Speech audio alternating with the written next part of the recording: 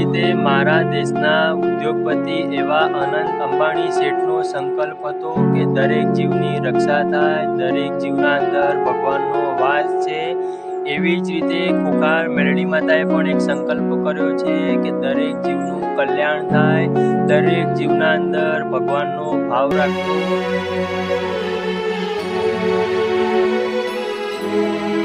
કાર્ય આજે ખુખાર મેલડી માતાના સાનિધ્યમાં થઈ ગયું।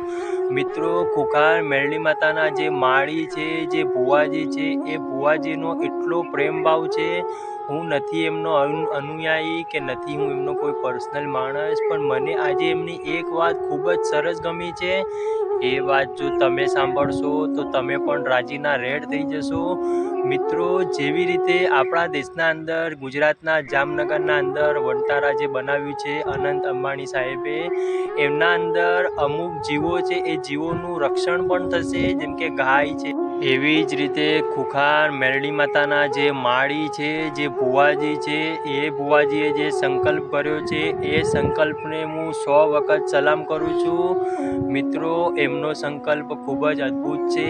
એમને જ્યારે આ રવિવારે પ્રવચન હતું, આ રવિવારની ગાદીમાં જે ગયા છે એમને ખબર જ છે, પણ આ રવિવારની ગાદીમાં જે મિત્રો નથી ગયા એમના માટે આ ખાસ વિડીયો છે। માળીએ જાતે પ્રવચનના અંદર એમના સ્વમુખે એવું કીધું હતું કે મારા સાનિધ્યના અંદરથી જો તમે માનતા લઈ જતા હોય કે કોઈ બાધા લઈ જતા હોય કે તમે ઘેર બેઠા કોઈ માનતા માની હોય અને તમારા ઘરના અંદર દીકરીનો કે દીકરાનો જો જન્મ થાય તો માતાજીને તમે સામેથી અહીં આવીને પ્રસાદી કરી જાઓ છો। અને મિત્રો, હું પણ કહું છું કે માતાજી જો તમારું કામ કરે છે તો માતાજીને પ્રસાદી કરવી જ જોઈએ। પણ ઘણા ખરા લોકો પ્રસાદીના અંદર નારિયેળ લેતા આવશે, ચૂંદડી લેતા આવશે, અગરબત્તી લેતા આવશે। મિત્રો, આ જ પ્રસાદી પછી માળીએ ચોખ્ખા શબ્દમાં ના પાડી દીધી। માળીની ભાવના એવી છે, માળીનું કહેવું એવું છે કે જો તમે મને ચૂંદડી આપો છો તો એ ચૂંદડી ગોડાઉનના અંદર જતી રહેશે, જો તમે મને અગરબત્તી આપો છો તો એ અગરબત્તી રાખ થઈ જવાની છે, અને કોઈ ફૂલનો હાર પહેરાવો છો તો એ ફૂલને આપણે નદીના અંદર પધરાવી દેશું। તો મિત્રો, માળીએ ખૂબ જ સરસ મજાની વાત કરી છે। માળીએ કીધું કે આજ પછી મારા સાનિધ્યના અંદર મેં ક્યારેય કોઈના પાસે કાંઈ વસ્તુ માંગી નથી, પણ આજે હું તમામ ભક્તો પાસેથી એક વસ્તુ માંગુ છું, અને બધા ભક્તોએ રાજી થઈને હા પણ પાડી। તો કઈ વસ્તુ માંગી?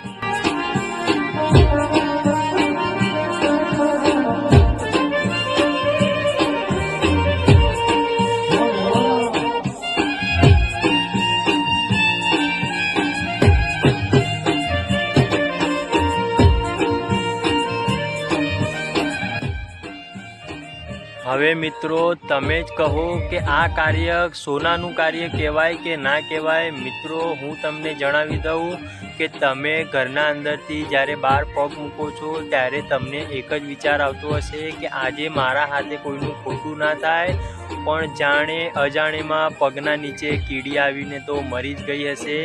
છતાં પણ ભગવાને ક્યારે તમને એવું નથી કીધું કે મારી પૃથ્વી ઉપર બધાને ચાલવા માટે રસ્તો હતો, તે કીડીને કેમ મારી નાખી? મિત્રો, આપણું કર્મ આધીન જ આપણને ફળ મળતું હોય છે। આપણે એવું કર્મ કરવું છે, જેવી રીતે આમને દીકરી અને દીકરાનો જન્મ થયો અને એ બેને જ્યારે માળીના પાસે નામ પડાવવા આવ્યા ત્યારે બેનને માળીએ ચોખ્ખા શબ્દમાં કહી દીધું કે માળીએ આજ સુધી ક્યારેય કોઈ વસ્તુ માંગી નથી, પણ આજે આટલી વસ્તુ તમારે મને આપવાની, અમને એમને આપવાની। એનો મતલબ છે કે તમે કોઈ જગ્યાએ દુનિયાના સાનિધ્યના અંદર દુનિયાના ઠેકાણે આટલી વસ્તુ તમે ઘરે બેઠા પણ કરી શકો છો। અને મિત્રો, મેં સલામ આપી એનું એક જ કારણ છે કે ખૂબ જ અદ્ભુત વાત કહેવાય। કોઈના જીવ પ્રત્યે કોઈનો પ્રેમ ભાવ રાખો। આવું કાર્ય કોઈ સંતનું છે, આવું કાર્ય કોઈ મહાત્માનું છે। મિત્રો, આપણે સાનિધ્યના અંદર ગયા અને 1 કલાક પ્રવચન સાંભળ્યું, અને 1 કલાકમાંથી જો 1 મિનિટનું પણ ભાથું ના ભર્યું તો આપણું હૃદય પરિવર્તન નહીં થાય, અને હૃદય પરિવર્તન નહીં થાય તો આપણો વિકાસ નહીં થાય, અને જો આપણો વિકાસ નહીં થાય તો આખી જિંદગી જેવી રીતે ઘૂંટણીને મરી ગયા એવી જ રીતે ઘૂંટણીને મરી જશું। મરી ગયા પછી કોકને સંતોષ થાય કે ના થાય, પણ પોતાને તો સંતોષ થાય કે મેં મારા માટે તો કાંઈ કર્યું. અને માળીએ તો વારંવાર પ્રવચનમાં એક જ વાત કરી છે કે કોકને ખવડાવીને ખાજો, 5 આંગળીની પુનઈ રાખજો.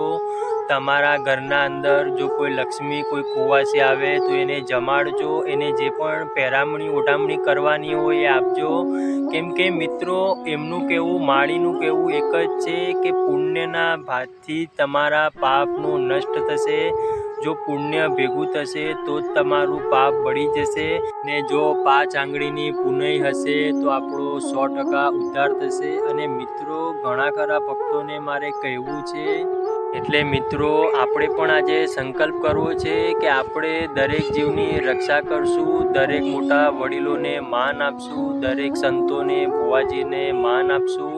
કોઈના વિશે અભાવ ગુણની વાત કરશું નહીં, કોઈના વિશે નેગેટિવ વાત કરવી નથી. અને આપણા હૃદયનું પરિવર્તન કરવા માટે આવા ધાર્મિક કાર્યક્રમના અંદર જોડાવવું પડશે. તો તમે તમારા મિત્રોને લઈને, તમે તમારા પરિવાર જોડે હર રવિવારે આવા કોઈ બારેજા જેવા સાનિધ્યના અંદર જાઓ, જેથી કરીને ગીતાનું જ્ઞાન મળે, વાતાવરણ ભક્તિવાળું થાય અને આપણા હૃદયના વિશે પ્રભુનું સ્થાન કઈ રીતે થાય એના વિશે ખરેખરની જાણકારી તમને મળી રહે.